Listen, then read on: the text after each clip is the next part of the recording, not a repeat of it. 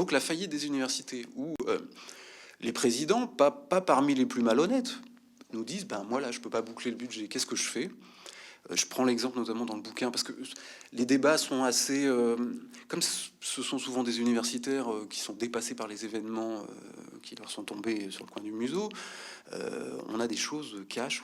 Bon, alors qu'est-ce qu'on fait? Alors, de deux choses une, là c'était Montpellier en l'occurrence. Bon, soit on décide qu'on n'inscrit plus d'étudiants l'année prochaine, le temps de se renflouer, puisque la masse des frais d'inscription est assez résiduelle dans le fonctionnement d'une université. Soit on ferme par exemple l'antenne de Béziers. Bah, les étudiants de Béziers, après tout, on s'en fout. Nous, on paye pour une antenne, on est Montpellier, ça suffit. Ce qu'ils ont fait effectivement. Soit on réduit ce qui s'appelle réduire les coûts. Alors c'est terrible quand on lit ça et qu'on est un peu universitaire, ou même parent d'étudiants. Réduire les coûts, ça veut dire réduire les étudiants.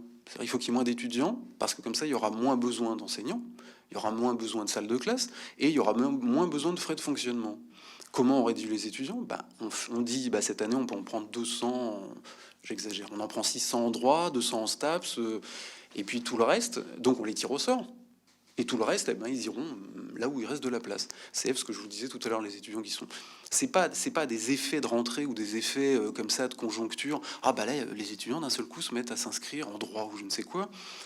Non, c'est des politiques pérennes et qui ont depuis 10-15 ans et qui sont pas prêts de changer, qui ont détruit ce qui était l'université française, qui font que ça fonctionne sur ce mode-là. Alors maintenant, j'insiste pas sur j'aurais pu prendre plein d'autres exemples, mais prenez juste ces trois exemples qui sont parlant, il me semble, ça parle à tout le monde, soit être étudiant, s'inscrire, soit être précaire, enseignant, soit être se dire où vont mes impôts? Tiens, il y a une faillite des universités, on fait quoi? On les ferme? Personne ne sait très bien.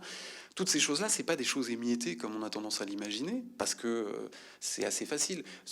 Je vous apprends rien. Comment est-ce qu'on fait en sorte que les réformes, et les réformes universitaires en particulier, voient le jour? La plupart du temps, on fait en sorte qu'elles soient complètement inintelligibles. C'est-à-dire émiettées sur des domaines dont on mesure absolument pas la portée à long terme, mais dont on mesure pas non plus l'emboîtement avec le reste.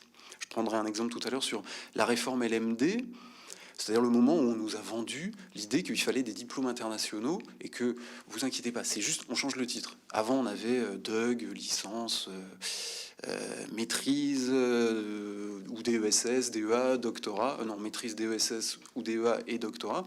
Maintenant, on va simplifier, on va faire... selon les formules. Alors les Allemands disaient on va faire la française, nous on disait on va faire à l'allemande. Donc on va faire le LMD, tout le monde va s'y retrouver.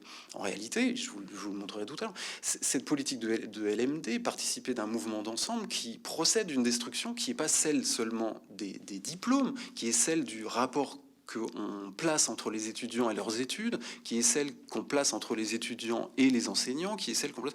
Voilà. Et en réalité, je pense que c'était l'une des... Moi, il y a deux choses au principe de ce bouquin. C'est de la colère et de l'incompréhension. Et je pense qu'elles vont avec. C'est-à-dire, il y avait de la colère et de l'incompréhension à l'égard de cette destruction dont j'ai commencé à parler, là. C'est-à-dire, colère parce que ça me semble insupportable ce qui s'est passé dans l'université. Et encore une fois, sans être alarmiste, c'est aux trois quarts bouclé, c'est terminé. Soit on finit de détruire aujourd'hui et on fait autre chose, mais c'est urgent. Soit on ferme les yeux et puis, je sais pas, peut-être qu'on se réveillera un jour. Et l'incompréhension, elle est double. C'est-à-dire que d'abord, en tant qu'universitaire, en ayant été dedans, c'est-à-dire se demander mais comment ça a été possible ça? Je pense que ça vaut pour tout le monde. C'est-à-dire on a une société qui change. Alors on nous dit qu'elle change et qu'il faut s'adapter au changement, donc ça justifierait absolument tout, comme l'effet de crise. La crise est là, donc ça justifie tout. Dans l'université, ça a justifié tellement de choses que plus personne ne comprend rien. Donc l'incompréhension à l'égard de comment ça a été possible. Donc vouloir faire comprendre, c'était une des clés du bouquin, vouloir faire comprendre d'où vient cette destruction et comment elle marche. C'est-à-dire ça m'a pris du temps. Ouais. Oui, bien sûr. La façon dont vous présentez les choses, on dirait qu'on donne le sentiment que ça tombe dessus. Il y a eu quand même un gros mouvement en 2009. Oui, mais... Et premier mouvement où les universitaires se sont mobilisés, donc c'est très tard. Vous vous rendez compte, 2009? Non, mais je suis d'accord avec vous, mais encore... c'est pas aujourd'hui. Non, mais je crois que c'est important sûr, d'en parler. Il y a eu un mouvement énorme. Et des étudiants et des précaires, oui. Oui, bien sûr. Il faut peut-être continuer. C'est le début et la fin du livre. J'ouvre avec les mouvements étudiants précaires universitaires et je finis par ça en disant... Mais le problème, c'est ça, c'est qu'ils sont restés à l'état émietté. Ils ont produit... C'est extrêmement intéressant. Ils ont produit un effet qui est... je cite un des rapports que je cite dans le bouquin. Ensuite, je vous expliquerai pourquoi ça me semble très tardif? Parce que les commandes de l'OCDE et de la Banque mondiale, pour aller très vite, datent de 96 et 98. On est en 2009. Oui, mais Lisbonne, c'est déjà l'incarnation européenne de ce qui a été décidé à l'OCDE en 96. Donc, mais ben voilà, 2009 et 2009, il s'est passé quoi? Pas grand-chose. Je veux dire, en termes de conséquences et on bloque tout, on arrête, sans même parler du fait que c'était incompréhensible pour une partie des universitaires qui ne sont pas sentis concernés du tout, et sans même parler du fait que j'ai oublié la suite, mais voilà, l'effet produit est assez. Ah si, voilà, le fameux rapport sénatorial, parce que la réforme, c'est très compliqué 2009, parce que l'une des clés était pas là où on l'a mise ensuite, où on l'a mis à l'époque, c'était comment ça s'appelait, pas la professionnalisation, mais pardon. Oui, c'était le statut des enseignants-chercheurs, et c'est greffé dessus. C'est pour ça que les étudiants ont en gros, le fait de la formation des masters, la masterisation, et le fait de l'absence de formation dans les masters qui mènent à l'enseignement et les statuts. J'ai oublié le nom. Mais en gros, alors les étudiants faisaient une lutte pour ça. J'étais à Strasbourg à l'époque, c'était extrêmement intéressant. Alors, la lutte des étudiants et la lutte des enseignants n'avaient rien à voir, mais vraiment rien à voir. C'était des lieux différents, c'était des mots d'ordre différents. Le seul moment où ils se sont unifiés, c'est quand ils se sont fait gazer par les flics parce qu'il y avait une descente ministérielle et qu'il fallait pas. Mais c'est extrêmement intéressant sur le caractère tardif et le caractère, on est rentré dans le rang. À telle enseigne, ça vaut ce que ça vaut, mais c'est extrêmement instructif. Le rapport sénatorial, il n'y en a pas eu 50, le rapport sénatorial sur la loi LRU, sur l'application de l'autonomie universitaire, qui a engagé toutes ces réformes-là, qui dit en 2013, c'était le moment où ça doit aboutir, donc en 2013 on est Fioraso, on est plus Pécresse, Sarkozy, machin, 2013 qui dit, eh ben, c'est un choc culturel monstrueux, monumental. Il s'est rien passé, c'est-à-dire aucun universitaire n'a moufté, il n'y a eu aucune rébellion véritable, aucun frein véritable et tout ça. Je dis pas que c'est le vrai, je dis juste que voilà ce que ça a produit, c'est-à-dire la capacité à dire il y a eu des escarmouches, mais en gros, on s'en est bien tiré. Et je pense que l'une des clés, pour moi, c'est de cette incompréhension. Je dis pas que c'est la faute à machin ou que c'est la faute à bidule. Je dis juste que en prenant pas le temps d'analyser véritablement ce qui nous est tombé sur le coin du museau, mais nationalement, je veux dire, pas que des universitaires, aussi les étudiants. C'est très intéressant de se dire, par exemple, comment ça se fait que l'UNEF a défendu le LMD. Comment c'est possible? Mais on le met à plat, on se dit, bah, attendez, le LMD, c'est quoi? C'est Harvard de 1890, c'est la libéralisation des études, c'est c'est du libéralisme à l'état pur. Comment c'est possible? Voilà, ce que j'appelle incompréhension, c'est ça. Ou de la même manière, des enseignants, chercheurs qui se sentent absolument pas concernés. Ou même, je me souviens d'une réunion, je le fais pas dans le livre, rappeler des souvenirs, mais là, rappeler des réunions à Paris 1, moi je me souviens d'avoir eu le moment où on met la LRU et où des universitaires plutôt pas conservateurs se disent c'est génial, ça y est, on va être maintenant, on va fonctionner à l'américaine, on va pouvoir recruter qui on veut, négocier son salaire et machin. Voilà, le type d'incompréhension que j'ai moi, c'est de se dire quand on regarde où on est arrivé et quand on regarde la manière dont ça s'est produit, bah, j'ai pas autre chose à mettre en face que de l'incompréhension, c'est-à-dire que de la colère, bien entendu, mais aussi ça. Et ce que j'ai voulu faire dans le bouquin, alors ensuite je reviens, mais ce que j'ai voulu faire dans le bouquin, c'est, avec mes petits moyens, à la fois faire comprendre d'où ça vient, c'est-à-dire mettre des choses ensemble qu'on a l'habitude de séparer et montrer d'où ça nous vient, comment ça a été produit, pensé et comment ça tient debout. Ça, et ensuite, là aussi avec mes modestes petits moyens, et c'est pour ça que les luttes dont vous parlez sont au début et à la fin. À la fin, il y a 15 jours, les étudiants d'Afrique du Sud étaient dans la rue pour manifester contre la libéralisation de leur système universitaire, c'est-à-dire l'explosion des frais d'inscription en premier lieu, comme il s'est passé à Londres, comme il s'est passé le printemps érable au Québec, où il y a eu beaucoup de mouvements étudiants, il y a des mouvements de précaires. Moi, j'hallucine l'occupation de Sciences Po, établissement privé qui a beaucoup contribué à la destruction, ou en tout cas à l'effet d'accentuation de la destruction universitaire occupée par les précaires. Voilà, il se passe des choses. Ou le mouvement Science en Marche, ou des choses comme ça qui existent. Voilà, se dire, faire comprendre pour faire agir, donner des outils pour se dire, non mais là ça suffit, il faut faire quelque chose. Voilà. Et en réalité... ça n'est qu'un livre. C'est-à-dire, c'est toujours pareil, indépendamment du contexte particulier d'aujourd'hui, mais ça n'est qu'un livre. Moi, je rêve que j'ai mis, j'ai pas compté, mais 10 ou 15 pages de propositions à la fin, ce qui se fait pas pour un universitaire, mais parce que précisément, c'est pas un livre universitaire, c'est un livre d'intervention. Et je sais très bien oui, mais alors qu'est-ce que vous mettez en face? Et je pense qu'il faut faire des propositions. Donc voilà, c'est pas un livre naïf qui dit c'est la faute à machin ou la faute à bidule. D'ailleurs, je vais même plus loin. C'est une erreur prodigieuse et on s'est planté, mais lamentablement, en disant c'est la faute à Sarkozy ou c'est la faute à Pécresse ou c'est la faute à Fioraso ou c'est la faute. C'est un non-sens. Non pas pour exonérer ces personnes-là, non pas non plus pour dire ce sont des pantins à la solde d'eux, mais c'est-à-dire que ce qui s'est passé notamment au moment de la réforme Pécresse, puisqu'elle a même pris sous son nom une réforme qui avait été pratiquement votée en 2003. Donc en réalité, si on suit la généalogie des réformes, je veux dire, ce gouvernement-là l'a pris et l'a fait appliquer. Dans les autres pays européens, ça a été appliqué plus tôt, parfois plus tard. Dans les pays de l'OCDE, ça date de 96-98, les grandes proclamations que nous, on a récupérées avec Lisbonne et Bologne. Donc en réalité, il faut voir un mécanisme beaucoup plus large. Et c'est ce mécanisme-là, moi, que j'appelle cette forme de destruction qu'il faut prendre. Et il faut la prendre dans tous les domaines. C'est-à-dire que moi, je suis parti des précaires en me disant, on comprend rien aux précaires. Mais vraiment, on comprend rien à la situation des précaires d'aujourd'hui, au désastre humain que ça peut représenter, mais au désastre social et au désastre intellectuel que ça peut représenter, si on ne le rétablit pas dans des formes d'intellection des choses. Et alors, on se refait pas. Moi, je suis historien de formation, de métier, et de passion, mais pas que. Et historiquement, la chose qu'il faut vraiment comprendre, je m'étends pas là-dessus, mais je pense que c'est une des clés de compréhension. Sinon, on reste à un niveau superficiel.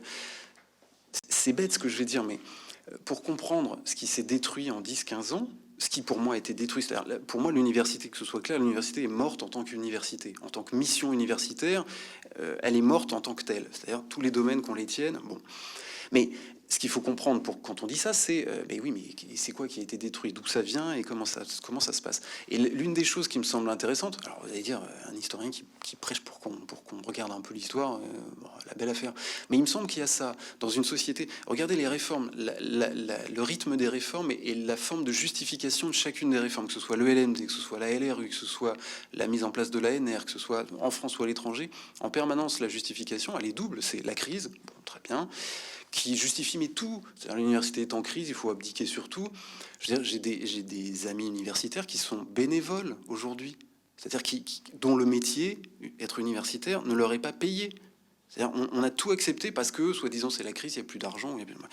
Et l'autre clé, c'est il faut s'adapter en permanence au monde contemporain qui change. C'est-à-dire quoi? En permanence, on est dans un présent qui regarde plus que le présent, prétendument l'avenir, mais en fait, personne gère l'avenir. On est là dans un présent qui n'en finit pas, un présent qui justifie toutes les restructurations, toutes les abdications. Et l'université est là-dedans. Or, quand on regarde bien, l'une des choses qu'on nous dit jamais, c'est oui, mais d'accord, mais historiquement, d'abord, d'une part, d'où viennent vos réformes, et d'autre part, mais il y avait quoi avant? Comment ça tient? Sur quoi ça tient? Et quand on gratte un petit peu, ce qu'on a mis par terre, c'est assez facile à dater. C'est-à-dire, c'est le mode de l'université moderne qui se met en place aux alentours de 1880-1900. C'est-à-dire le modèle. Il est, c'est un gros mot, c'est un modèle républicain, mais il est presque républicain par hasard. La fin du Second Empire avait eu des idées comme ça. Je suis pas en train de dire, oh là là, les républicains avaient pensé, on est sorti de la République, machin, même si c'est très tentant. Mais en tout état de cause, ce qui s'était mis en place, c'est les deux choses qu'on a perdues. Et quand on les voit avec ce regard-là, à mon avis, on prend conscience de l'ampleur de la destruction, c'est deux choses toutes bêtes. Ce qui se met en place en 1880, 1900, 1914, c'est pas tant ce qu'on nous a dit sur ah bah d'un seul coup il y a plus d'argent, donc on crée des universités un peu partout dans le pays. Ça c'est vrai. Ah bah tiens, il y a de plus en plus d'étudiants. C'est vrai aussi, on passe de 7000 à 40 000 en 20 ans, c'est exorbitant. Ah bah tiens, il y a des laboratoires de recherche dans les universités, donc les enseignants peuvent être en même temps des chercheurs. C'est très vrai. Mais c'est pas tant ça qui a profondément changé. C'est d'une part, la place qu'on assignait aux choses universitaires dans la cité. C'est-à-dire l'idée que les choses universitaires sont importantes. Vous allez voir le fil. Les choses universitaires sont importantes parce que c'est le socle du fonctionnement de notre société. Ce que disaient les républicains, il y a des déclarations, mais qui nous paraîtraient naïves et qui ne l'étaient pas à l'époque, qui nous disent, en gros, puisque République égale citoyen éclairé, c'est le savoir qui est le socle de tout. Alors nous, on a tendance à s'imaginer, savoir, c'était l'école primaire, enfin, laïque, obligatoire, Jules Ferry. Il faut pas oublier que ça s'appelait l'université. C'est-à-dire l'université était le sommet d'un édifice qui était l'instruction publique pour tous. Et ce qu'ils disent beaucoup, c'est nos grands universitaires, ce que les républicains disent, nos grands universitaires sont les maillons principaux de la société qu'on va construire, parce que c'est eux qui sont détenteurs du savoir, et c'est eux qui le distribuent en haut de la pyramide sociale. Alors le modèle a entièrement disparu, on est d'accord. En haut de la pyramide sociale, donc ceux qui peuvent aller faire des études à l'université, et ensuite ça descend comme ça, par capillarité, vers tout le monde. Et c'est pour ça qu'on se retrouve avec des universitaires qui sont pratiquement à tous les maillons des politiques publiques d'instruction, mais aussi de culture, des beaux-arts et autres, à cette époque-là. Donc, mais voilà, une première chose. Ce qui va avec, parce que je suis en train de dire ça, parce qu'on a tout perdu d'un coup, et ces trois choses-là sont liées, enfin ces deux choses-là qui tiennent dans celle que je viens de définir. Donc la première chose, c'est ce qu'on s'est dit, c'est pour que l'université marche bien, pour que le monde universitaire marche bien, il faut qu'il soit indépendant du pouvoir et indépendant de l'argent. Alors ça a l'air de rien, mais ça veut dire, quand on est historien, on le sait, tout du long du 19e siècle, je prends juste deux exemples, les universitaires étaient inféodés au pouvoir politique en place, c'est-à-dire inféodés, ils sont recrutés par le pouvoir politique, que ce soit la monarchie de Juillet, Napoléon, qui dit les recrutements, les avancements de carrière, machin, c'est moi, qui dit vos cours doivent être visés par telle et telle personnalité du pouvoir, si vous ne satisfaites... comment on dit ça merci. Si vous ne satisfaisez pas aux exigences de remise de votre cours avant qu'il soit fait, ou si vous faites un cours que vous n'avez pas fait valider, ou si vous faites un cours différent de celui que vous avez déposé, CF Michelet qui se fait virer, CF d'autres, ça c'est hors de question. Une inféodation très forte. Ça va même jusqu'à la... Napoléon III, c'est quand même assez génial, il pousse ça jusqu'à la taille de la moustache.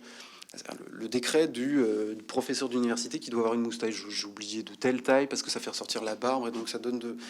C'est-à-dire on a une inféodation structurelle des choses universitaires à l'égard du pouvoir. Ce que disent les républicains, c'est si on veut que ça marche, il faut qu'ils s'organisent entre eux. Il faut que l'université soit indépendante, autonome. Alors le mot est piégé maintenant, donc je ne vais plus l'employer, mais que ce soit un univers qui n'ait de compte à rendre pour ce qui est des cours, du fonctionnement interne, de l'avancement de la carrière et de tout ce que vous voudrez qui va avec, des honneurs aussi, des prix, des avancements, que ce soit fait entre pairs. C'est-à-dire que ce soit des universitaires qui tiennent ça et non pas un pouvoir extérieur. Ça veut dire aussi une forme d'indépendance à l'égard de l'autre fil qui était traditionnellement les universitaires qui n'avaient pas de poste vivaient des largesses d'une bourgeoisie parisienne, mais pas que, notamment culturelle, c'est-à-dire les propriétaires de grands journaux ou les propriétaires de maisons d'édition qui donnaient des petits pécules, et un universitaire, ce qu'on appelait les intellectuels indépendants, qui en réalité étaient profondément dépendants de l'argent. Là, on dit, ne sera plus intellectuel, c'est le moment où on invente la notion d'intellectuel, doivent avoir le monopole des choses intellectuelles et des... comment on disait ça, du savoir universel, ça c'est extrêmement... du savoir universel, les gens qui sont véritablement indépendants du pouvoir et indépendants de l'argent, c'est-à-dire qui auront été sélectionnés par leur père et qui fonctionnent entre eux, entre disciplines. Qu'est-ce qui fait que c'est un bon savoir? Parce que je l'ai soumis à mes collègues qui sont pas d'accord ou qui sont d'accord et qui disent ça doit aller dans telle direction ou dans telle direction, ou qui disent toi t'es bon à rien, t'auras pas de poste et machin. Indépendance, ça a disparu, mais à une vitesse. Mais c'est une des choses sur laquelle on a abdiqué de l'intérieur, qui me semble assez hallucinante. Bon. Et l'autre grande fil, mais encore une fois, ils vont tellement ensemble que j'ai des scrupules à les séparer. L'autre fil, c'était, vous allez vous organiser ensemble. C'est un univers qui est, c'est-à-dire en gros, penser à la mise en place d'un organigramme à l'intérieur des universités. C'est-à-dire que jusqu'aux années 1880, il y avait deux classes d'universitaires, si vous voulez, c'est-à-dire les vrais et les faux. C'est-à-dire les universitaires titulaires d'une chaire, eux, ils avaient le droit de se revendiquer universitaires, ils avaient des cours, ils avaient le droit de publier des livres, ils avaient le droit... Évidemment, la plupart du temps, ils étaient, comme je le disais, inféodés au pouvoir. C'est ce qui fait que dans les années 1850... entre un quart et un tiers des professeurs de la Sorbonne sont aussi députés, ou sont aussi ministres, ou sont aussi... Donc, un lien fort. Et en dessous d'eux, oui, vraiment en dessous d'eux, ce qu'on appelait les adjoints ou les suppléants. Alors les titulatures, les enseignants subalternes ou secondaires qui sont là pour seconder, comme leur nom l'indique, qui sont recrutés pour entre 5 et 10 ans par les professeurs en place sur leurs recommandations et qui ont des comptes à leur rendre surtout. Et ils sont là, par exemple, ce que je disais tout à l'heure, il faut dédoubler un cours parce que l'auditoire est trop important. Tiens, on a un professeur adjoint ou suppléant. Jamais ils font partie du corps des universitaires, jamais ils n'en ont la carrière, puisqu'ils ne peuvent pas rentrer dans la carrière. À peu près jusqu'aux années 1870-80. Ça se défait dans ces années dont je parle là. Ça se défait pour des non, si, oui, jusqu'aux années 1880. Et c'est extrêmement intéressant, c'est-à-dire que il y a les vrais et les faux. C'est-à-dire que dans les carrières, dans la manière de parler, dans la manière de vivre, les vrais universitaires, ceux qui ne le seront jamais, qui appartiennent au lycée, qui sont avocats pour le monde des facultés de droit, qui sont peu importe. Et ce que les républicains mettent en place, c'est ce que moi j'appelle le principe de continuité, c'est-à-dire l'idée que pour être universitaire, je viens de vous l'expliquer, c'est-à-dire c'est un titre qui devient important dans la cité, ils se gèrent entre eux, et donc on se dit, il faut recomposer le métier, il faut faire naître une profession qui soit organisée de telle sorte que le plus petit et le plus grand, on dit plus le titulaire et le subalterne, on dit l'entrant et le vétéran, on dit la recrue et le vétéran, mais ça revient au même, c'est-à-dire que le professeur et le tout petit qui rentre soient séparés non plus dans deux mondes distincts, mais séparés par du temps. C'est-à-dire que ceux qui ont les postes les plus bas sont amenés au mérite ou à la patience. Alors je suis d'accord, c'est un monde idéal, mais il est mis en place comme ça. Par le mérite ou par la patience, rentrent dans la carrière et donc à terme deviendront ce que les grands sont au moment où ils rentrent. Voilà. L'idée de ce principe de continuité. Je parlais d'organigramme parce que c'est extrêmement intéressant. On voit naître cette chose qui n'avait pas de sens auparavant, qui est une université organisée avec un organigramme où on sait le professeur en titre de telle chaire et puis en dessous. C'est là aussi que se met en place, pour ceux qui connaissent un peu, le statut de maître de conférence. 1877, c'est pas rien. C'est-à-dire, on commence à se dire, oh là là, mais les cours que font les profs, là, les profs titulaires de chaire, ça n'a rien d'universitaire, c'est plus des causeries mondaines. Et c'est le cas, c'est-à-dire que la plupart du temps, ils ont à peine 10 étudiants, et l'essentiel, c'est les belles madames et les beaux messieurs qui viennent à la fin de la soirée, quand il n'y a pas d'autres spectacles ou autres, suivre le cours de monsieur machin, le professeur. C'est une sortie. Et là, on commence à dire, non, ça suffit. Alors évidemment, parce que j'ai oublié un insignifiant détail, la défaite de 70 contre l'Allemagne, où on se dit, oh là là, mais comment ils sont organisés les Allemands, et une partie du modèle consiste à dire, notamment pour les maîtres de conférence, consiste à dire, il faut repenser tout ça. Bon, la partie maître de conférence est extrêmement intéressante, même si ça vient de l'école normale supérieure. L'idée, c'était de se dire, il faut faire rentrer des enseignements d'un autre type, c'est-à-dire le professeur avec sa toge sur son estrade et machin, ça suffit, le savoir doit circuler autrement. Et les maîtres de conférence avaient pour vocation non pas de faire des cours magistraux, mais de faire ce qui, grosso modo, relève un peu de nos travaux dirigés actuels, c'est-à-dire j'apporte aux étudiants le produit de ma recherche, c'est-à-dire j'apporte des textes sur lesquels je suis en train de travailler ou des expériences que je fais devant eux, et on en discute. Je leur montre comment j'arrive à ça. Voilà. Donc ça, c'est plus la position du magistère professoral, c'est un autre type d'enseignement. Pourquoi je vous dis ça? C'est-à-dire que la manière de faire l'enseignement fait que il n'y a plus cette dichotomie, les vrais profs qui font des vrais cours et les faux profs qui feraient des roues de secours et machin. Là, on est dans un modèle universitaire qui... Bon, le plus important, c'est ça, c'est l'organisation d'un univers professionnel soudé à l'intérieur. Alors, je prends 1000 précautions et ensuite je bondis à nos années 2000. Dans le bouquin, je tire le fil et je montre la crise des années 30, ce qu'elle produit à ce modèle-là, la crise des années 60, ce qu'elle produit à ce modèle-là. Mais vous me croirez sur parole, ça le transforme, ça le triture, mais ça le défait pas.